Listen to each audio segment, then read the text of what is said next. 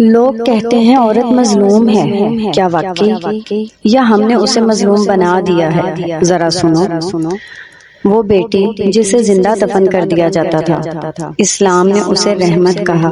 وہ ماں جس کے قدموں تلے جنت رکھ دی گئی، وہ بیوی جسے لباس کہا گیا، وہ بہن جس کی عزت کی حفاظت کا حکم دیا گیا۔ بتاؤ اسلام نے کہاں مظلوم کہا عورت کو؟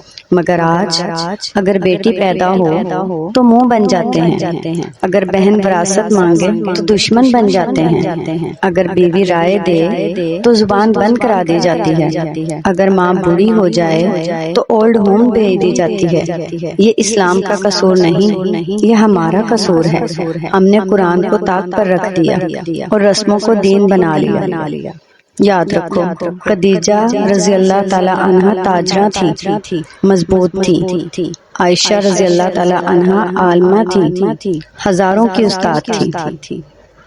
فاطمہ رضی اللہ تعالی عنہا صبر کا پہاڑ تھی، جنت کی سردار تھی۔ عورت مظلوم نہیں ہوتی، عورت کو مظلوم بنا دیا جاتا ہے، اور جو اسے مظلوم بنائے وہ اللہ کے سامنے جواب دہ ہے۔